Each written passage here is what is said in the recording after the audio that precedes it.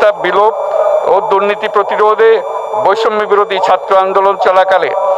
আওয়ামী লীগ সরকার কর্তৃক ব্যাপক দমন পীড়ন, বর্বর অত্যাচার, মানবতা বিরোধী হত্যাকাণ্ড চালানো হয়, যার ফলে সারা দেশে দলমত নির্বিশেষে ছাত্র জনতার উত্তাল গণবিক্ষোভ গণ অভ্যুত্থানের রূপ নেয়। এবং যেহেতু ফ্যাসিস্ট শক্তির বিরুদ্ধে অদম্য ছাত্র জনতার অভ্যুত্থানে রাজনৈতিক দল, ধর্মীয়, সামাজিক, সাংস্কৃতিক, পেশাজীবী,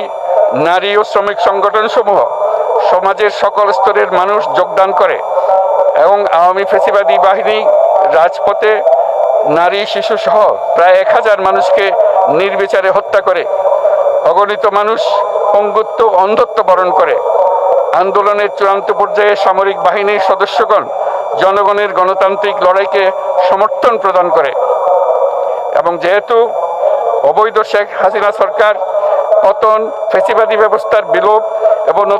নতুন রাজনৈতিক বন্দোবস্তের লক্ষ্যে বৈষম্য বিরোধী ছাত্র আন্দোলনের ডাকে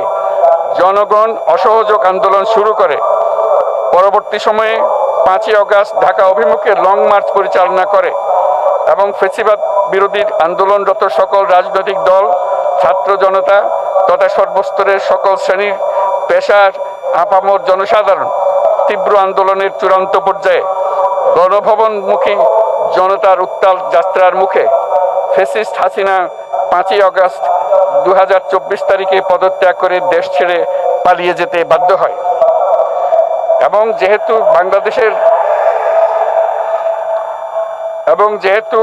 বাংলাদেশের রাজনৈতিক ও সাংবিধানিক সংকট মোকাবেলায় গণ অভ্যুত্থানের মধ্য দিয়ে ব্যক্ত জনগণের সার্বভৌমত্বের প্রত্যয় ও প্রয়োগ রাজনৈতিক ও আইনি উভয় দিক থেকে যুক্তিসঙ্গত, বৈধ ও আন্তর্জাতিকভাবে স্বীকৃত এবং যেহেতু জনগণের দাবি অনুযায়ী এরপর অবৈধ দ্বাদশ জাতীয় সংসদ ভেঙে দেওয়া হয় এবং সংবিধানের 106 অনুচ্ছেদ অনুসারে সুপ্রিম কোর্টের মতামতের আলোকে সাংবিধানিকভাবে ডক্টর মোহাম্মদ ইউনূসের নেতৃত্বে 8ই আগস্ট 2024 তারিখে একটি অন্তর্বর্তীকালীন সরকার গঠন করা হয়। এবং যেহেতু বাংলাদেশের সর্বস্তরের জনগণের ফ্যাসিবাদ বিরোধী তীব্র আকাঙ্ক্ষা এবং ছাত্র জনতার অভ্যুত্থানের মধ্য দিয়ে ফ্যাসিবাদ, বৈষম্য, দুর্নীতিমুক্ত সমাজ ও রাষ্ট্র বিনির্মাণের অভিপ্রায় প্রকাশিত হয়, সেই হেতু বাংলাদেশের জনগণ সুশাসন ও সুষ্ঠু নির্বাচন, ফ্যাসিবাদী শাসনের পুনরাবৃত্তি রোধ, আইনের শাসন, অর্থনৈতিক ও সামাজিক ন্যায় বিচার নিশ্চিত করে